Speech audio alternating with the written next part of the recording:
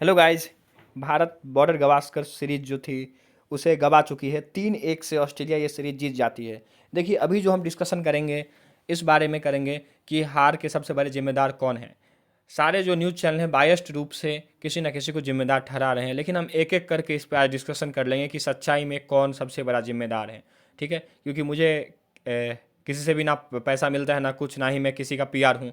तो मैं अच्छे ढंग से आपको डिस्कशन करके बताऊंगा कि सही में सबसे बड़ा जिम्मेदार कौन है अभी इस बॉर्डर गवास्कर सीरीज में हार का। क्योंकि भारत 140 करोड़ की जनता वाली देश है और उसमें आप दो चार अच्छे बॉलर और दो चार अच्छे बैट्समैन नहीं खोज पा रहे हैं।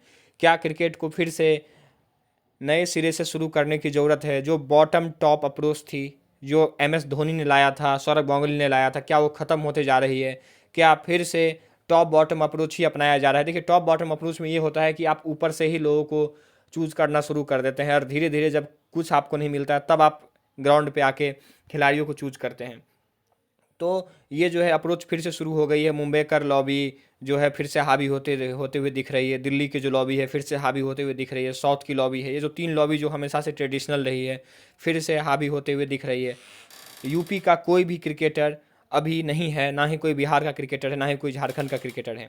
तो ये बहुत ही समस्या वाली बात है। तो आइए इस पर डिस्कशन कर लेते हैं कि आखिर क्या बड़ी समस्याएं उभर करके सामने आई है। क्या फिर से हमें उसी अप्रोच को करना चाहिए या फिर नहीं जो एम एस धोनी ने किया था? किस तरीके से मोहित शर्मा, उमेश यादव जैसे बॉलर से उन्होंने अच्छी गेंदबाजी करवाई और सीरीज भी कई सारे जीते हैं, सबसे ज़्यादा सीरीज जीते हैं और 3-3 आईसीसी ट्रॉफी भी जीती गई थी।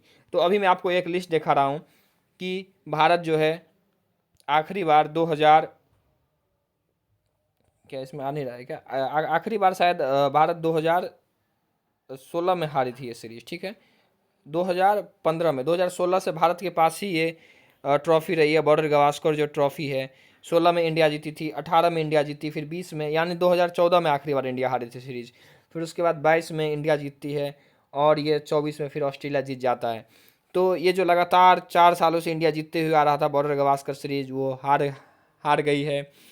इसमें रोहित शर्मा कप्तान थे। बहुत ही ख़राब बात है, रोहित शर्मा इससे पहले 3-0 की क्लीन स्वीप करवा चुके हैं इंडिया में ही, न्यूजीलैंड जैसे मीडियोकर टीम के खिलाफ, और अब ऑस्ट्रेलिया ने भी भारत को सीरीज हरा दिया है।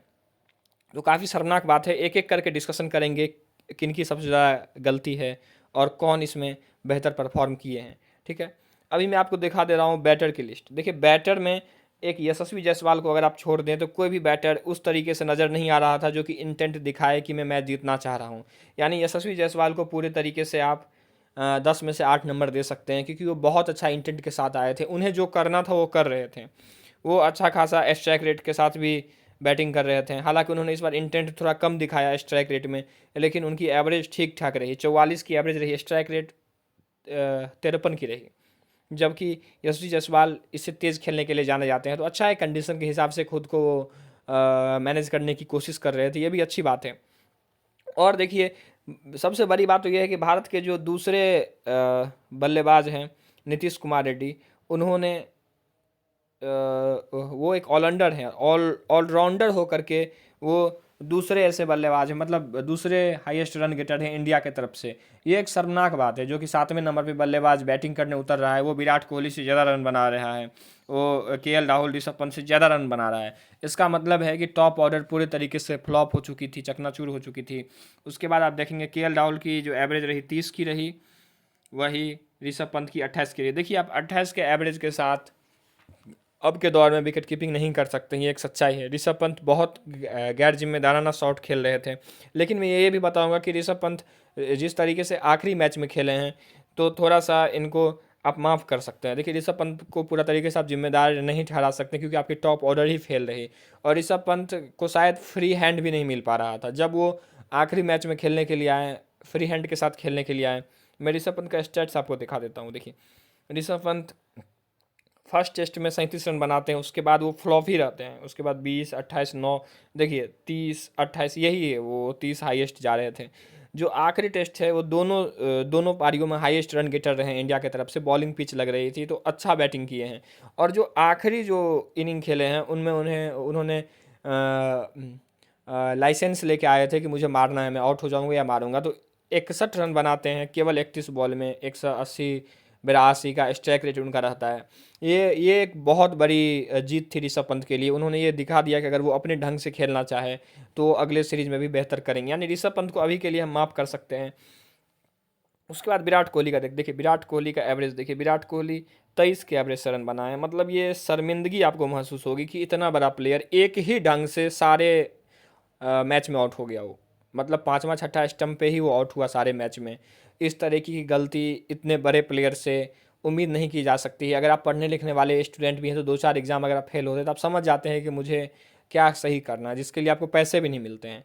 इन लोगों को हर मैच खेलने के 8 लाख 10 लाख मिलते हैं, ऊपर से करोड़ों की पैकेज होती है, कई ब्रांड एंडोर्समेंट होते हैं, यानी एक सीरीज में ये लोग 20 करोड़ 40 करोड़ तक की कमाई करते हैं। मैं ये झूठ नहीं बोल रहा हूँ। अगर विराट कोहली सीरीज खेलते होंगे तो अगर सब कुछ ब्रांड इंडोर्समेंट मिला दे, बीसीसीआई का जो पैसा है रहना खाना मिला दे, तो 20 करोड़ मिनिमम इन लोगों पे खर्चा होती है। 20 करोड़ मिनिमम ये लोग कमा के जाते हैं यहाँ से। ठीक है, ऑस्ट्रेलिया की तो होटल ही इतनी महंगी होती है कि अगर आप वहाँ 2 महीना रहेंगे तो मुझे लगता है आराम से आपको 30 लाख 40 लाख रुपया लग जाएगा। तो ये तो इन लोगों पे खर्चा किया जाता है। इन लोगों की ब्रांड वैल्यू हज़ार हज़ार करोड़ रुपए की है, और तब एक बॉल को आप सही नहीं कर पाते हैं। मतलब मैं ये नहीं बोल रहा हूँ कि मैं उस जगह पे रहता तो बेहतर खेल लेता। ये अगर आप भी सोच रहे हैं कि आप उस जगह पे रहते तो खेल जाते हैं, ये मैं नहीं बोल रहा हूँ। लेकिन आपको उस चीज़ के लिए पैसे नहीं मिल रहे हैं तो आपसे उम्मीद क्यों की जाएगी? अगर आप पढ़ने लिखने में अच्छे हैं तो आपसे उम्मीद की जाती है कि आप पढ़ाई अच्छे करें। ठीक है, वहाँ पे तो उतना पढ़ाई लिखाई में उतना रिवार्ड भी नहीं है। अगर आप फेल हो गए तो आपको कुछ नहीं मिलने वाला है। एजुकेशन तो बिल्कुल ही बाइनरी है, या तो आप पास हो जाएंगे तो फेल हो जाएंगे। पास भी हो जाएंगे तो भी उस लेवल की आपको फेम नहीं मिलेगी, पैसा नहीं मिलेगी, पावर नहीं मिलेगी।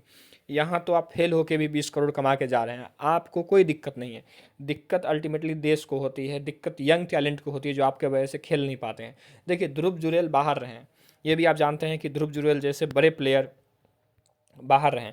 अब मैं बात कर लेता हूँ बॉलिंग पे। देखिए, बॉलिंग डिपार्टमेंट अगर आप बुमराह को हटा दें, जसप्रीत बुमराह को हटा दें, जो मैन ऑफ द सीरीज रहे हैं, Jasprit Bumrah man of the series रहे हैं। ये जो है, ये गोट है, सीधा मैं बता दे रहा हूँ, ग्रेटेस्ट ऑफ ऑल टाइम। इसके बारे में बात करके मैं अपना टाइम नहीं जाया करूँगा, क्योंकि आप जानते हैं कि इसके बारे में बात हो ही नहीं सकती है। ये इतना बड़ा प्लेयर है, फिर से वही चीज़ बताना पड़ेगा आपको, क्योंकि उसे भारत रत्न तक मिल जाना चाहिए। मैंने सारा कुछ डिस्कशन कर रखा है इनके बारे में, तो आज मैं इनके बारे में बात नहीं करूँगा। आज मैं उन्हीं के बारे में बात करूँगा जो कि परफॉर्म नहीं बेहतर कर पाए हैं। देखिए, बुमराह को आप देख लें, इन्होंने 151 ओवर केवल डाला है। इनकी एवरेज देखें, ये 13 के एवरेज से विकेट लिए हैं, 32 विकेट। ठीक है, 13 के एवरेज से 32 विकेट लिए हैं। और देखिए, जो सेकेंड बॉलर हैं भारत के, उनका आप एवरेज देखिए, ये 32 31 32 का एवरेज से ये बंदा रन दे रहा है, और ये पाँचों मैच खेल गया। मतलब सबसे बड़ी समस्या आप देख रहे हैं, ये बंदा 5 मैच खेला है। इनकी जो एवरेज है आखिरी मैच में, चौथे टेस्ट की जो आखिरी इनिंग थी वहाँ जाके सुधरी है, फिर भी ये बंदा 5 मैच खेल गया। आप इनको देखिए, ये जो पाँचवा मैच का जो सेकेंड इनिंग जो हुआ है, उसमें ये बंदा 6 के रन रेट से रन दे के गया है।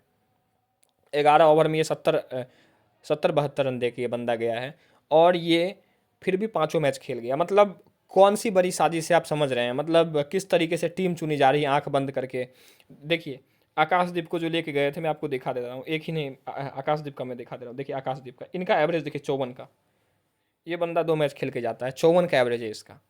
मतलब सच में टीम आप लोग चूज कर रहे हैं, या फिर क्या फूक के टीम चूज किया जा रहा है पता नहीं। ये बंदा 54 के एवरेज से रन दे गया। मतलब रन भी 54 के एवरेज से दिया है। मैं पूरा गलती नहीं मानता हूँ इन्हीं की है, 54 के एवरेज से रन दिए हैं, तो इनका कैच भी नहीं पकड़ा गया है, वरना ये एवरेज 30 का होता, 35 का होता। लेकिन फिर भी 30 35 का एवरेज से सिराज खेल रहा है, ये आकाशदीप खेल रहा है। मतलब आपको 140 करोड़ के देश में ऐसा बॉलर नहीं मिल पाया। ठीक है, आकाशदीप तो नए बॉलर हैं, मैं इनको एक दो टेस्ट और देखना चाहूँगा। बिहार से आते हैं तो मेरा थोड़ा सा इनके प्रति इमोशनल कनेक्शन रहता है, क्योंकि बिहार के क्रिकेटर को मौका ही नहीं देता है गौतम गंभीर। ये नॉर्थ इंडियन को मौका देना भूल गया है। देखिए, ये बहुत बड़ी बात होगी, मैं जो बोल रहा हूँ लोग कहने की हिम्मत नहीं रखते हैं। ये बंदा मुझे पसंद ही नहीं है, इनका एटीट्यूड मुझे नहीं पसंद है। ये जब आए टीम में, कोच कोच जब ये बने तो निगेटिव कैंपेनिंग करके धोनी के खिलाफ ये कोच बने। पहले विराट के खिलाफ ही निगेटिव कैंपेनिंग करते थे, और अब ये एक तरीके से रोहित शर्मा के पीछे पड़े हैं। मुझे ये बंदा निगेटिव लगता है। ये पहले राजनीति में जाता है, कुछ से कुछ बयान देता है, और फिर अपना इमेज चमकाने के लिए बेकार टीम चूज करता है।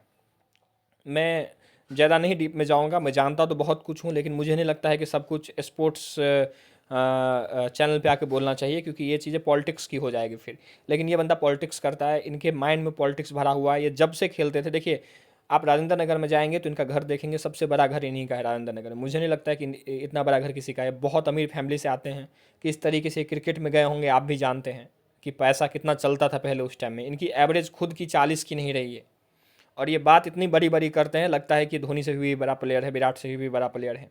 ठीक है, मैं ये आरोप नहीं लगा रहा हूँ कि पैसा पे गए हैं टीम में, लेकिन पैसा बहुत बड़ा मायने रखता है। अगर आज इनके पास पैसा नहीं रहता तो मुझे नहीं लगता कि इंडिया टीम में खेल पाते। जिस तरीके के औसत बल्लेबाज रहे हैं ये, एक दो मैच में परफॉर्म करने वाला बहुत खिलाड़ी पड़ा हुआ है। हमारे बिहार में आइए, टैलेंट इतना भरा हुआ है, यूपी में जाइए इतना टैलेंट भरा हुआ है, एक भी मौका नहीं मिल पाता है। और ये बंदा 37 के एवरेज से कई टेस्ट खेल गया, कई वनडे खेल गया, 2-3 वर्ल्ड कप खेल गया। और ये निगेटिव कैंपेन कर रहा है, मुझे उससे भी नहीं दिक्कत है। ये निगेटिव कैंपेन कर करके टीम इंडिया में आए हैं, और आज आके डिफेंड कर रहे हैं कि सिराज हर बॉल बेहतर फेंक रहे थे। इनको मालूम है कि इनकी लुटिया डूब गई है। इन्होंने जो टीम को जो इन्होंने चूज़ किया है वो इतना ख़राब टीम है कि अब इन पर सवाल उठेगा। तब ये क्या बोल रहे हैं कि सिराज हर बॉल अच्छा से फेंक रहा था। अच्छा ठीक है, अच्छा से फेंक रहा था तो 5 आप टेस्ट खिला देंगे। आकाशदीप को डिफेंड करते हुए नजर आएंगे, क्योंकि इनसे गलती हो गई है। हर्षित राणा को इन्होंने ये ले गए। देखिए ले किसको जाना था, मैं उस पर भी अभी आपको चर्चा करूंगा। लेकिन अभी डिफेंड किस तरीके से कर रहे हैं कि लड़कों का इंटेंट अच्छा था। इंटेंट अच्छा था, ये तो ना बहुत अच्छा है, बहुत ईजी है बोलने के लिए कि रोहित शर्मा का इंटेंट बहुत अच्छा था, खेल नहीं पाए। मतलब डिफेंड इस स्तर पे आके अब ये करना शुरू कर दिए हैं अपना पॉलिटिक्स चमकाने के लिए। मैं आपको बॉलर का दिखा रहा था कुछ, फिर मैं आपको पूरा बॉलर का लिस्ट दिखाऊंगा कि किन सब बॉलर को इन्होंने बाहर किया है और क्या वो बाहर होने के लायक थे। देखिए हेजलवुड का आप एवरेज देखिए 13 का है। मतलब जो इनका जो बेस्ट बॉलर रहा है हेजलवुड, उनका जो एवरेज 13 का है। बोलेंड का एवरेज 13 का है, बुमराह का 13 का है, कमिंस का 21 का है। देखिए इनके 3 बॉलर के एवरेज 13 के हैं, नहीं दो बॉलर के 13 के, हेजलवुड के और स्कॉट बॉलैंड का, और कमिंस का 21 का। भारत का देखिए एवरेज देखिए 31। बुमराह के लिए मैं कुछ नहीं बोलूँगा, उनका तो बहुत बेहतर है। इनका देखिए 31 का एवरेज है स्कॉट, सॉरी बुमराह का। सिराज का 31 का एवरेज है। आकाशदीप का देखिए 54 का है, और नीतीश कुमार रेड्डी का 38 का है। मतलब ये एवरेज के साथ आप जा रहे हैं बॉलिंग डिपार्टमेंट में। आपके पास दो स्पिनर थे, आप उनसे बॉलिंग नहीं करवाते हैं। बॉलिंग करवाइएगा तब तो विकेट लेगा वो। मैं तो बोल रहा हूँ कि प्रसिद्ध कृष्णा ने कुछ इंटेंट दिखाया बाद में आकर के, 17 के एवरेज से 6 विकेट लिया। लेकिन प्रसिद्ध कृष्णा क्यों बाहर थे, क्यों प्रसिद्ध कृष्णा नहीं खेल रहे थे सिराज के जगह पे? ये तो क्वेश्चन पूछी जाएगी कोच साहब से। अब कोच साहब कैसे इसको डिफेंड करें? तो बोल रहे हैं कि सिराज तेज़ी से भाग रहा था। मतलब ये उनको डिफेंड करने के लिए बोल रहे हैं कि तेज़ी से भाग के बॉल फेंक रहा था, और तेज़ी से भाग के 130 की रफ्तार से वो बॉल फेंक रहे थे। ठीक है, वो तो आगे आने वाले में आपको समय में जवाब मिल ही जाएगा कि ये कोच भी रहेंगे कि नहीं रहेंगे। जिस तरीके की डिफेंड ये करते नजर आए, बड़ी बड़ी बातें करते हुए नजर आएंगे। और देखिए ये बंदा मुकेश कुमार जब से टीम में आया था, मतलब अभी भी इंडिया ए में खेल रहा था विराट कोहली के साथ। जो फ्रेंडली मैच हुआ था अभी ऑस्ट्रेलिया में, उसमें भी विराट कोहली को आउट किया था, 6 विकेट उन्होंने लिया था। इसके बाद इनको बाहर कर दिया जाता है। ठीक है, एक तो ये इनको बाहर किया गया। आप मौका ही नहीं देते हैं इनको, एक बार भी इनको अच्छे जगह पे अच्छे कंडीशन पे इनको खिलाया ही नहीं है। भारत में आप इनको खिला के बाहर कर देंगे। भारत में तेज़ गेंदबाज को विकेट नहीं मिलती है, बुमराह को छोड़ के कोई भी भारत में सफल नहीं रहा है। तो आप सबको बाहर कर दीजिए, फिर अकेला मुकेश कुमार के साथ क्यों हो रहा है ये? और देखिए दूसरा, देखिए उमेश यादव, इतना बड़ा बॉलर है ये, टेस्ट क्रिकेट का प्योर बॉलर है ये। इसका करियर खराब कर दिया गौतम गंभीर ने या फिर रोहित शर्मा ने। जब से रोहित शर्मा आए ये नहीं खेलते हैं। देखिए विराट की जो बॉलिंग लाइनअप थी, आप थोड़ा सोचिए विराट की बॉलिंग लाइनअप क्या थी। मतलब आप कैप्टन हैं तो अपना बॉलिंग लाइनअप अच्छे से चूज करके जाएंगे ना।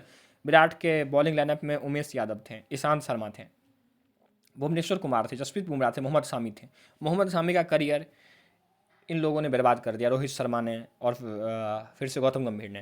देखिए शामी को आप बाहर बैठा दिए हैं। ठीक है, शामी जैसे बड़े बॉलर को आप बाहर बैठाए हैं। देखिए कोई न्यूज़ चैनल ये सब बात नहीं कर रहा है। जो बड़े बड़े न्यूज़ चैनल हैं, कोई भी ना आज तक ना कोई ये बात बताने के लिए तैयार नहीं है कि मोहम्मद शामी फिट हैं फिर भी नहीं खेल पा रहे। अरे नहीं फिट हैं, अब उनकी कितनी क्रिकेट बाकी रह गई है, 2 साल की। नहीं फिट होंगे तो नहीं होंगे फिट। आप उनको खिला के तो देखिए। अच्छा है, अगर वो उनको चोटिल भी हो जाएंगे तो 2 साल से ज़्यादा उनका क्रिकेट करियर है नहीं, 2 साल में मैक्सिमम बोल रहा हूँ। अच्छे खासे एज के हो गए हैं वो। अब देखिए उनका करियर इन्होंने बर्बाद किया।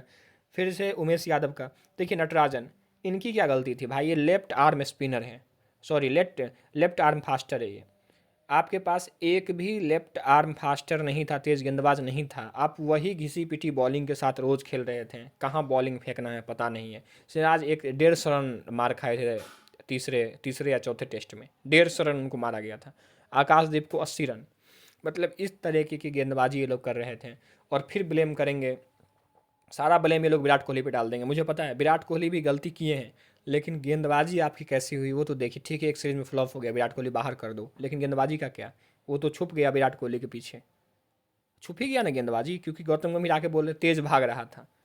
उसके बाद देखिए ये यश दयाल भी लेफ्टी बॉलर है, इसको भी बाहर कर दिया इन लोगों ने। ये भी टीम में था, मतलब 15 के जो बाहर जो टीम जो सेलेक्ट हुई थी, आई थिंक 70 के बाहर जो 4-5 और लोग थे, सबको इन लोगों ने डोमेस्टिक सीरीज में भेज दिया कि ये जो मीडियोकर बॉलिंग लाइनअप है उस पर कोई असर ना पड़े। मतलब सिराज खेले ही खेले, इसीलिए अच्छा बॉलर को भेज दो इस देश से बाहर। मतलब ऑस्ट्रेलिया से बाहर भेज दिया कि इन यहाँ पे रहेगा ही नहीं तो खेलने की बात ही नहीं आएगी।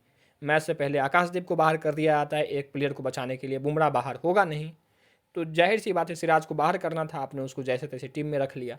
ये गौतम गंभीर की जो राजनीति है एक्सपोज हो चुकी है। पहले तो मैं बोलता हूँ कि इस बंदे को टीम से निकालो। ये टीम में फूट डाल चुका है, रोहित शर्मा विराट में अब बनती नहीं है। अंदरूनी खबर ये है कि रोहित शर्मा, विराट कोहली, जसप्रीत बुमराह अलग अलग बैठते हैं, जो तीनों जो सीनियर प्लेयर हैं उनमें इसने फूट डाल दिया है। ये आदमी पॉलिटिशियन है, कोच बनने के लायक है ही नहीं ये। मैं एक सीरीज़ के बेसिस पे नहीं बोल रहा हूँ, मैं अच्छे ढंग से जानता हूँ कि पॉलिटिशियन क्या कर सकता है। पहले ये बीजेपी के एमपी बन के बैठे हुए थे, बड़ी बड़ी बातें बोलते थे नेशनलिज्म के बारे में, इसके बारे में। अब जानते हैं अब उससे दाल नहीं गलने वाली है, तो अब ये सेकुलरिज्म पे आ गए हैं। ये आदमी पॉलिटिशियन है, ये किसी का नहीं है, ये अपना सीट बचाने के लिए कुछ भी करते रहता है। तो देखिए ये हर जगह राजनीति करता है। अब बात रही रोहित पे, रोहित को टीम से निकाल देना चाहिए। अब रोहित में अब वो बात रही नहीं, रोहित को क्यों टीम में रहना चाहिए? मतलब एज ए कैप्टन अगर आप नहीं खेल पा रहे हैं तो आपकी टीम में कोई जगह है नहीं। अब 38 साल के हो गए हैं, आप में प्रॉब्लम होती है आँख में दिखाई देने में, एक्सेप्ट कर लीजिए, आप वनडे खेलिए। आपको T20 खेलना चाहिए था, वहाँ से आपको रिटायरमेंट ले ली, वहाँ आपकी अच्छी परफॉर्मेंस थी। टेस्ट के लायक आप हैं नहीं। टेस्ट में अभिमन्यु ईश्वरन को आप मौका दीजिए। मैं बैटर की भी बात करता हूँ। अभिमन्यु जो अभिमन्यु ईश्वरन जो हैं वो इससे बेटर खेलेंगे। ध्रुव जुरैल हैं, ध्रुव जुरैल हैं, ठीक है, वो बेहतर हैं। सरफराज खान भी खेल सकते हैं, लेकिन अभी तो उन्होंने कुछ ऐसा शो किया नहीं है, तो ध्रुव जुरैल को आप रख सकते हैं। अभिमन्यु ईश्वरन हो गया।